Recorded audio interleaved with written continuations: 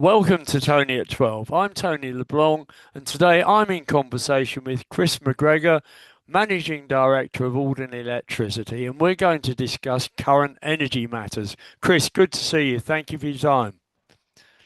Let's Hi, um, Tony. Good to see you too. let's kick off with the oil price. I see that Brent crude this morning was around $108 a barrel. What sort of effects does that have on Alderney prices? Well, it's shocking, isn't it?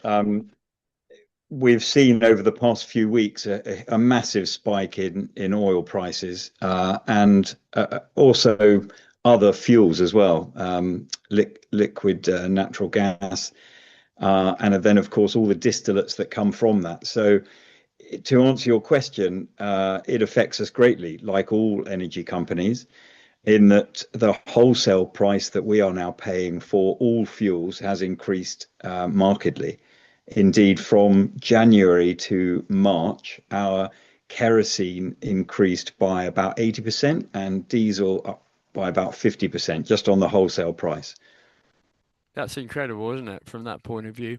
Um, I Yeah. noticed last time I had an oil drop, Chris, that it was about £1 a litre kerosene. What is it now? You're probably paying, hang on, let me just have a quick check, but it's gone up considerably. So it's about 119 a litre. 11119. Yeah, yeah. Yeah. Okay. So with that in mind and your proposed changes to electricity prices, you were quoted as saying typical household would now be paying about £20 a quarter more, or about £1.50 a week. Does that still apply? Yes, but I think we have to distinguish a couple of issues. Um, there are two separate factors affecting prices currently. The first is our planned electricity uh, tariff adjustment that the Yeah. board agreed in February this year to address the structural gap that we have between AEL's costs and our revenues.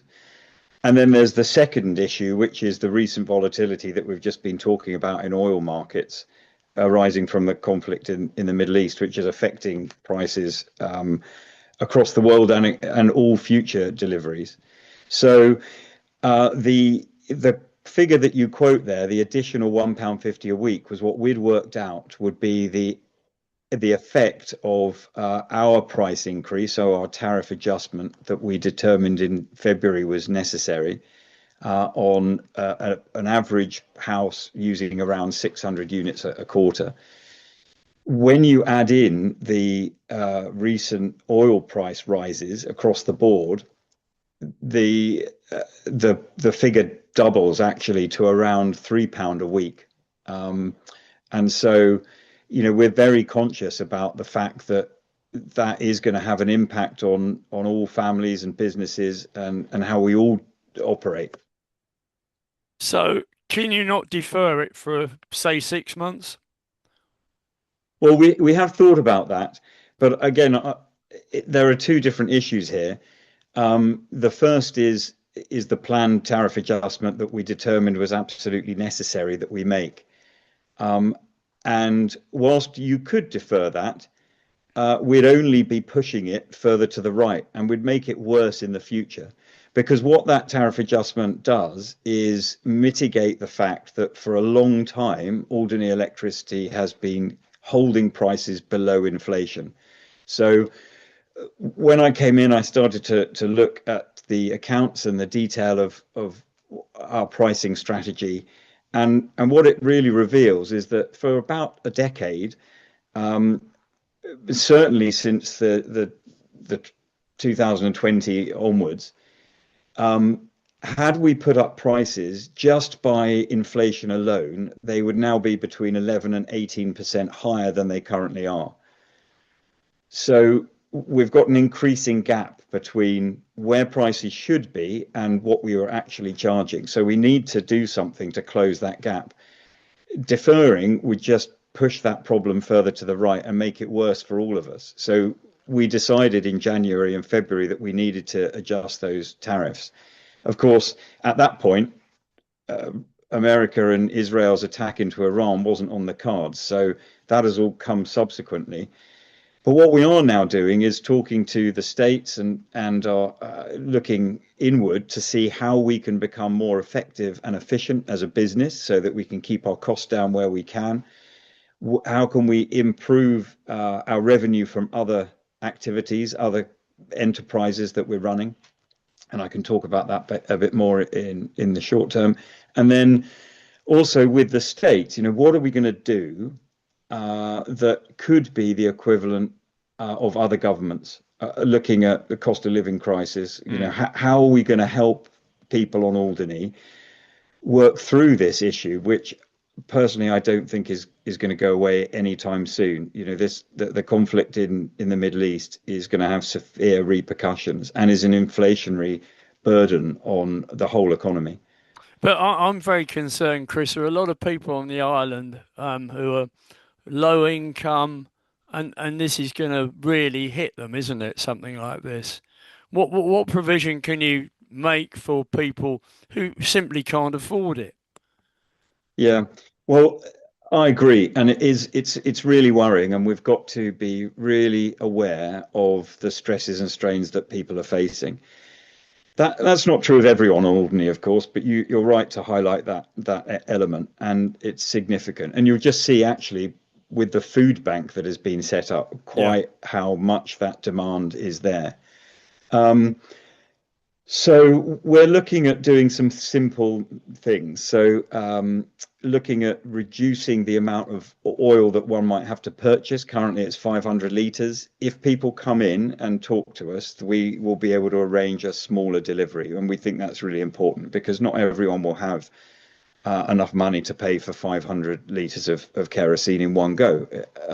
We're looking at trying to set up ways that people can pay and have standing orders that much more equate to the actual costs that they'll have so that it comes out more frequently and is easier to manage. We're also, I really want to have a discussion with the states about where we can help the states work on things like income support for the most vulnerable. What can we all do to try and Mm. get into a place where we've got some more provision for those people? And then, additionally, we know that when the price goes up, and if people are savvy and following the news, then what we tend to see is before the boat comes in, there'll be a rush of orders for fuel so that people can have it at the price that they order it. And we've been really good like that. We're certainly not playing any of the games that we've seen in the news about some of those disreputable companies in the UK and beyond who have immediately put up prices when it actually hadn't even been landed in their businesses yet. But what we're going to do is before the next boat comes in, we'll be looking at the price, obviously, as everyone will do. But we're going to make sure that the more vulnerable and the critical infrastructure are given top ups before that boat comes in and adjust the price, particularly if the price is going to go upwards. So currently, for clarity, the price is determined at the point where it's dropped here. Is that right? Not quite. How it's worked out is that we have a 5 day average. So the 2 days before the boat is filled up with fuel, uh, the price is taken by our wholesaler. That's true on the day that it fills up and then for the following 2 days as well. So there's a 5 day window over which they average the price. And then when we land it, we have a landed average cost. So what we'll do is we'll fill up our tanks, and this time, for example, they were about half full. So as we put in the additional fuel to top them right up to full, we were able to average out the difference in price between the very high price that we paid for the fuel earlier this month and then what was already in the tanks. And we'll do that next time as well. So it means that we don't suffer from a huge spike, but that's also true up and down. So if the Mm. price does go down rapidly, Yeah. we also have to average it out with what we've got in the tank. So we Yeah. will see it, but it means that there's less of a fluctuation. Okay. Well, that's a useful thing to know. When we last spoke, we were talking about standing charges and the fact that obviously some members of the community don't make the sort of contribution that they should, Mm. given the fact the standing charge is low and they're effectively only just paying for the electricity consumed. Where are you on that now? Yeah, we have real support from the states who are backing our approach to tariff reform and the board as well. So, in fact, I have a board meeting next week where we're going to discuss the plan over the course of this year for actually making that happen. So, what do we need to do each month between now and October to get to a point where we can present something to the states that says, right, from January, this is where we're going to be. Um, that's my maximum time frame. So I really want to get it in by January 2027. And bearing in mind, we were told to do it in the energy policy of 2022. We really need to get on with it. So I will be doing it this year with a really good team inside AEL and with one or two states members who are going to be on something that we've invented called our tariff reform working group. We haven't met yet, but we're about to kick that off. And actually, it's fully supported by the community as a majority, I would say, not fully supported, because what we did in our November survey was ask a whole load of questions around tariffs and how we should be charging. And what we did find was that there was a vast support, so the majority support for reforming our tariffs so that they're more equitable. And I mean, to me, it's an absolute no-brainer that we need everybody to be contributing to the critical infrastructure of the island.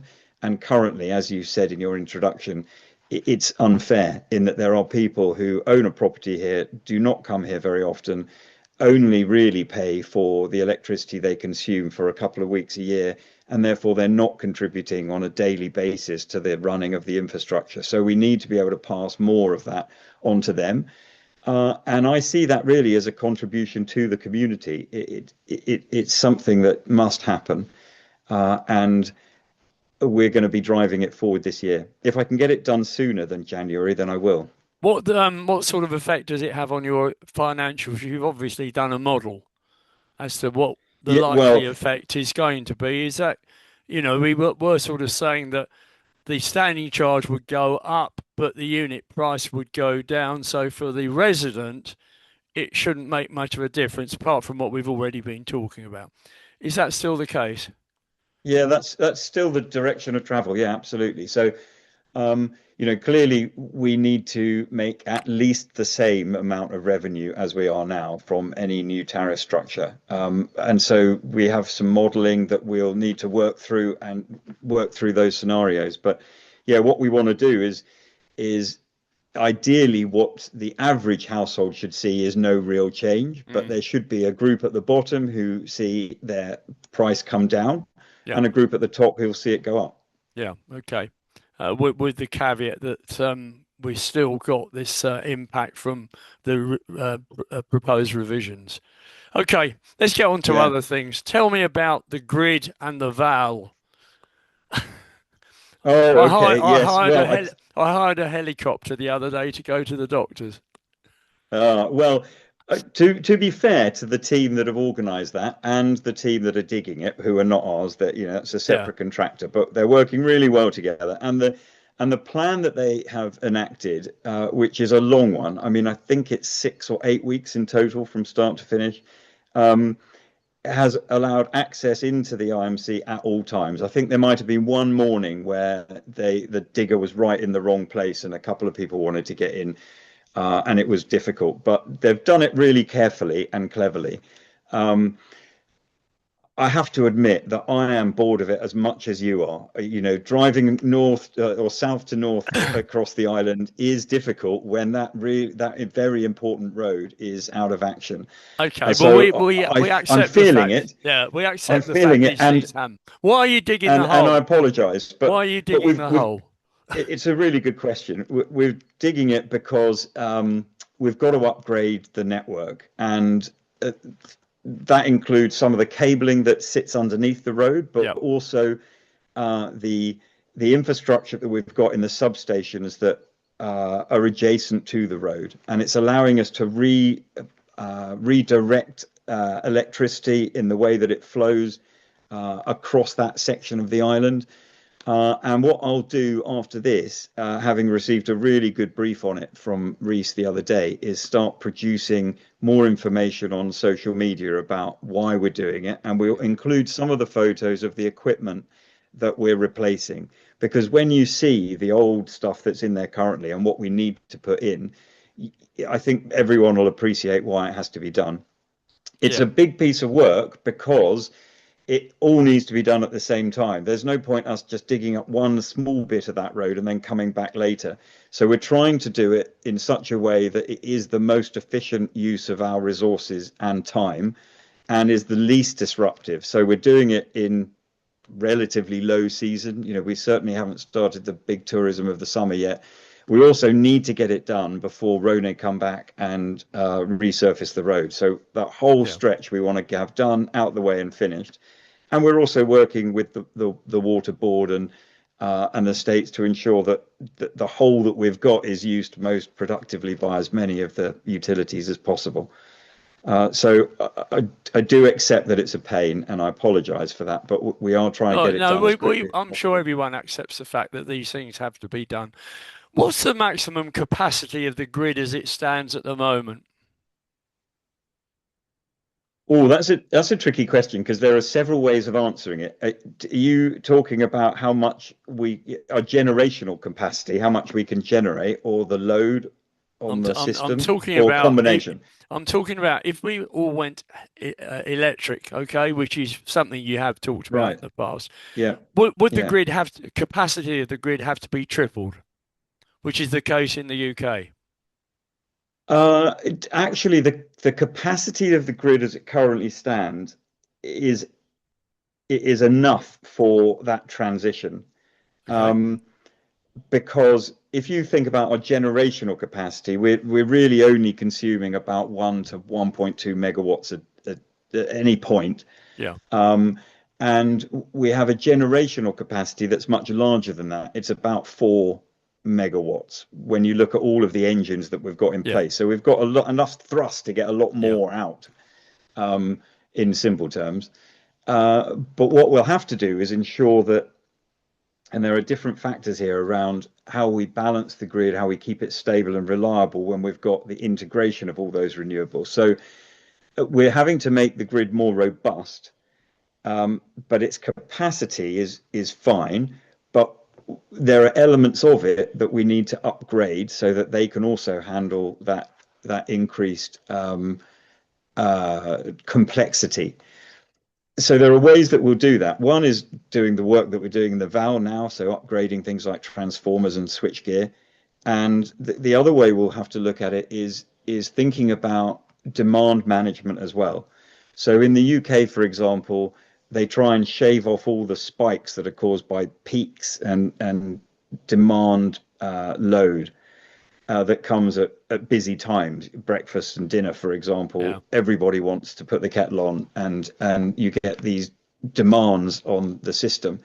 So where we can shave the top off that by creating new tariffs or encouraging different behaviors or having better insulation in properties that lowers some of that, then actually that makes it much easier for the transition to occur. I think But moving to 100% yeah. is a is a very long-term goal. I mean, I think, I'm currently thinking around 80% in my head, but Pareto got it right a lot of the time. Uh, and that would be a fantastic position to be in. We're always going to need the generators, certainly for the next 10, 15 years. And they make a great backup. They provide the inertia that we need for the grid itself. And in a really balanced mix of renewables, it's important that they play a part. But to answer your question, or to continue that answer, we're going to need a large scale battery as well because that will help allow us to manage the demand on the grid Yeah, and so the that integration of those equalizes it out. renewables. Yeah. Okay. Yeah, How yeah. much does a battery cost then? Oh, how much is a piece of string? It really Well, does I depend. take it you're going to go better than two double A's. Uh, to what, sorry? Double A's out of your torch. Oh, I see. Yeah. Um, we're looking at a range of options at the moment. I mean, I think wet finger in the air, looking around £500,000, £500,000 is kind of the figure that I've put aside in my head at least, and in our accounts that we would need to purchase the kind of battery that we want. So we're looking at different options. There's a second-hand battery that is effectively new, unused, but it's 6 years old and it's been sat not being used, but that is about 3 times the size of a new battery. So we're having to weigh up some trade-offs like, okay, well, how would we get it here? It's much heavier, it's bigger. We'd have to then do more groundwork to position it.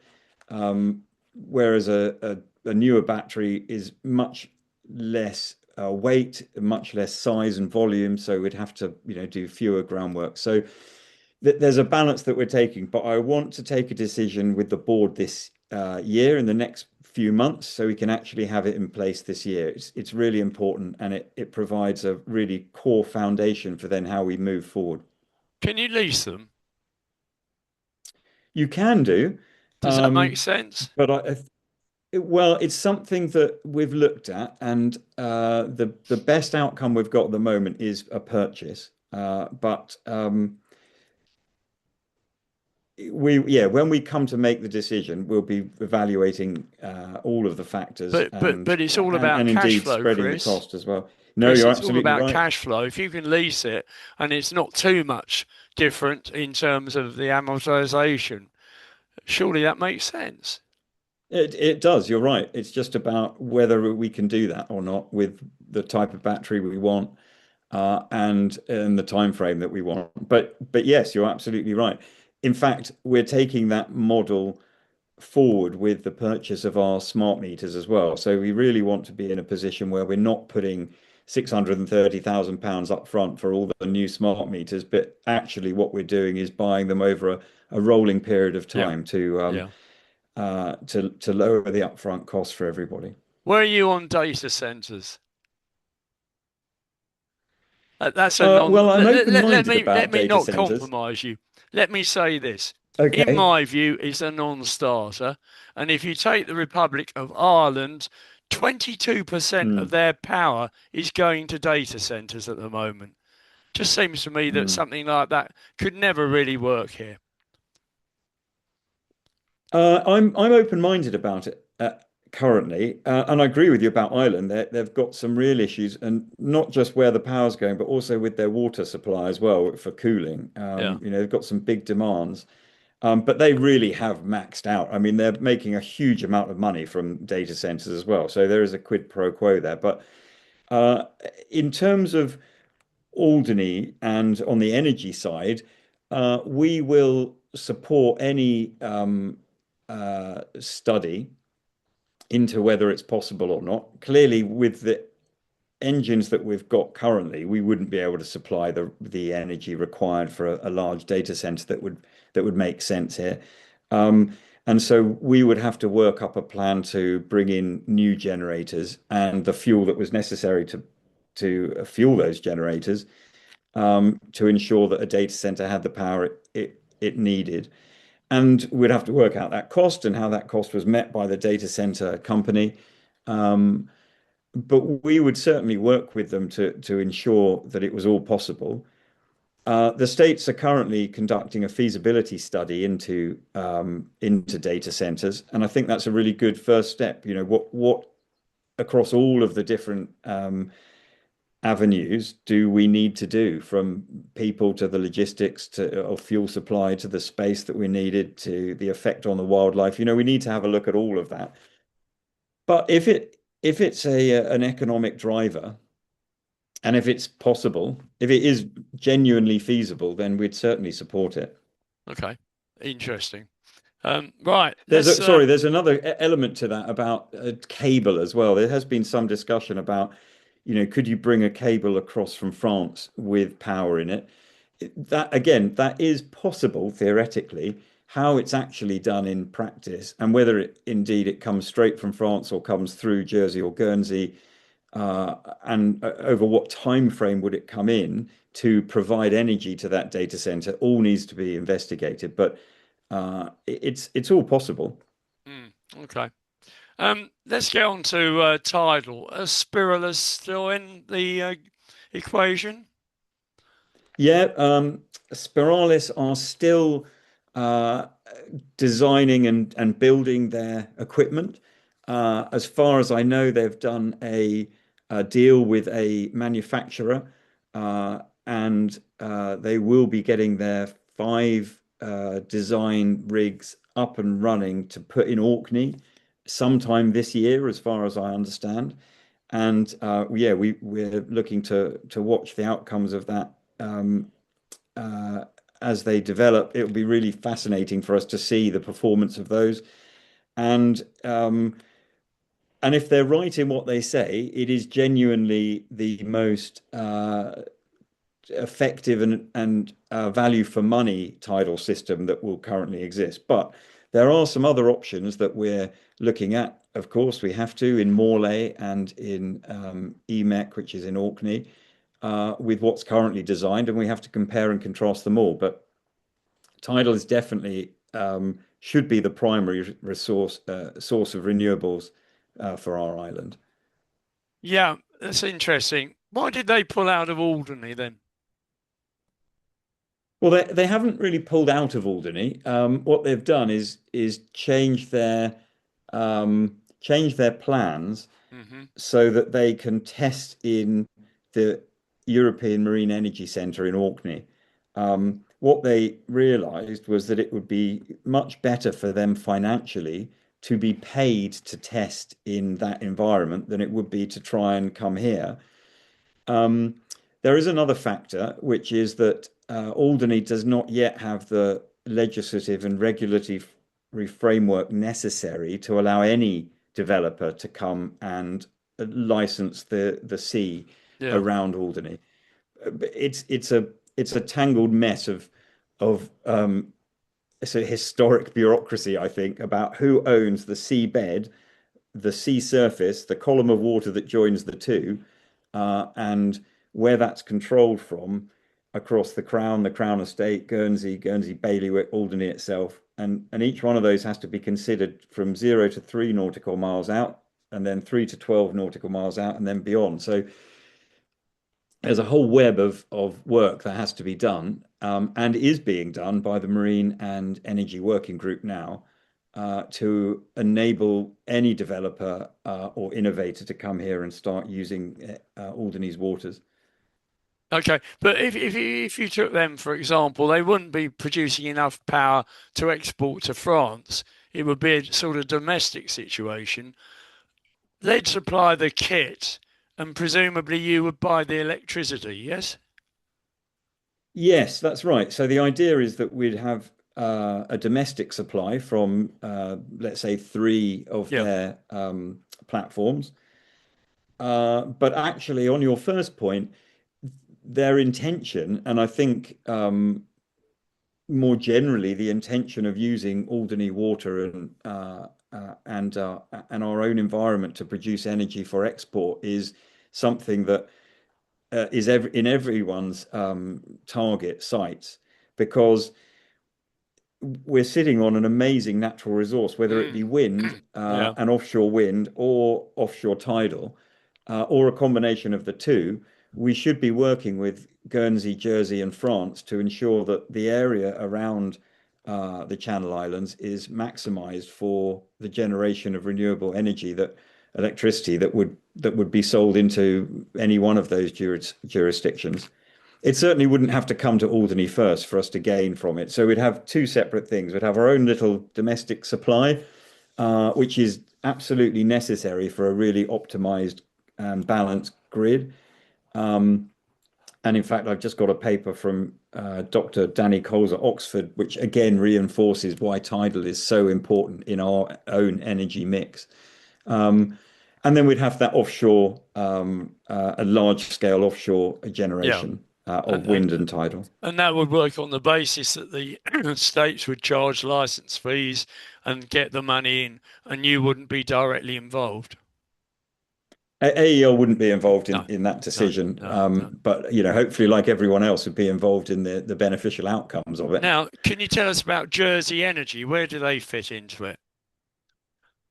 Jersey Energy Technology, a really interesting, innovative company from Jersey, as their name suggests, who are very keen to come and work with AEL and the states in Alderney. They are looking at trying to develop a model in the end that takes an island like Alderney and uses that to be able to say to other small islands around the world, look, here's what we've done Mm, in okay. Alderney, Yeah. one of the toughest and most challenging environments to operate. And we can then apply that across other small island states. So they've got a range of technology that they've been looking at and they've introduced us to, from electric underfloor heating, for example, and very flexible, lightweight solar panels, to much more sophisticated and large scale infrastructure like hydrogen creation. So they've got a mix of products and tools that they think should be developed here and would be beneficial to Alderney. And our job is to work really well with them as partners where we can, and be able to use some of that technology to help the transition of houses and individuals to a more electrified future that is more cost effective for everyone in the long term. We're getting a bit short on time, I'm afraid. So very quickly, wind. Anything on that? Uh, yes, I mean, my view on wind is that it is an essential part of our optimized mix, and that's reinforced by all of the studies that we've done. So, to get the very best out of our electricity system and the best value for money for people on Alderney, we need to have a mix of solar, of wind, of tidal, plus a battery, and then, of course, the diesel engines as well. That Yeah. mix is defined uh, accurately for us, and we know what percentages we need. So I would really love to get to a point where we're generating about three quarters of a megawatt of our electricity through wind. And I know that there's all sorts of discussion about whether or not they look attractive. My personal view is that actually, I think some of the larger turbines are pretty attractive. I can understand completely why people don't think they are, but the bottom line for me has got to now be about energy security and resilience, Yeah. um, Okay. reducing the vulnerability that we have to um, oil price shocks. We can have that mix. If we'd started this 20 years ago, we could be sat in a very different position now, as the rest of the Tell world tell is Ed is tell Ed Miliband that. well, yeah, I think he'd also agree. There are lots of pressures on either side. But when the UK is actually able to plug in its wind network, it will be really beneficial. And one of the reasons that we want to be developing the offshore wind here around Alderney is because there is going to be such a demand from the UK for green and Yeah. cheaper Yeah. energy in the Yeah. future. What about your solar project? How's that coming on? Yeah, good. We've got some really good first steps on that. You may have seen that the very first solar panels that AEL has ever bought were delivered last week by the Trinity. We've got a plan to put those on the roof of the Vanel's building, and that's to achieve a couple of things. One, we want to demonstrate our intent and we want to get on and do it. We want to keep training our own staff in how we install the kit and run it through inverters, batteries, and the like. And we're going to have those on display for people to come in and have a look at, and we'll show you the effect of those solar panels on the grid. And then there's a larger project that will be running later on in this year to when we've upgraded the roof of the power station, which we have to do because it's nearly 25 years old, and in places we need to repatch it and repair it. But once we've done that, we're going to put solar panels on the top of that building as well. And then we're looking at areas close to the power station where we can put up more solar arrays. Mm. So Grone is Sorry. still not off the table. We're still looking at that as an option, but there's quite a lot of downsides to it, and we'll be looking at some floating solar as well in one or more of the quarries to see whether or not that's cost effective as a short-term solution that we can just get in, literally plug and play and get on with it. One of Aurini's current excuses is the fact there's no fuel on the island for the planes. You Hmm. used to provide that service. Would you be prepared to come back into that? We really wouldn't want to do it because it's a distraction from everything else we're trying to do at the moment. Uh, and also, we could, given everything that we've experienced in the past, neither we nor Rubis, who then took it on, could actually make a profit from it. So, albeit an essential step in having a much better connectivity with other islands for the airport, it's not something that Alderney Electricity wants to dip its toe into again in the short term. It will need Okay. to have a government subsidy really to make it work. Yeah, well, I mean, And then the obviously something's got to be done because if they had an avgas facility there, you'd get a lot more private pilots coming in. At the moment, That's true. it's all Uh, about economic enablers, isn't it? Yeah, it's true. I mean, if there was a Jet A1 it Yeah. would be the priority, I think, because that would enable the commercial airlines to use it, and that would be a game changer. But as would putting a plane here and the crew here as well. So if there's anything we can do to support that, then we will. And then, as you say, avgas for private pilots would be really good. But, I think one of the decisions we've taken in AEL is that we shouldn't be spending AEL money, effectively residents' money, to enable private pilots to come to Alderney. That needs to be a broader discussion and decision, but Mm, it shouldn't mm. be for us to do that. Okay. There are so many other areas where we need to be spending money at the moment that actually would benefit the whole island We've just about directly. run out of time, Chris. Thank you very much for sparing me some of your very busy day today. And we'll have Oh, another that's one perhaps in 6 months' time to see how things are, and perhaps the oil price situation might be a bit better by then. Yeah, well, let's hope so, but I'm not planning on it. So what we're planning on at the moment is worst case, and Yeah. then everything can look better from that Well, point. But that is the way to do it, of course. Thanks ever yeah, so. You take care. I think the future does look bright for Alderney, though. If we invest now, we're going to make a real difference to the system, and I think we'll build an electricity system that is much more reliable, much less vulnerable to oil price shocks, and something we can all be really proud of. So, thank you for all the support that you and others have given what we're trying to do. Okay. Thank you, Chris.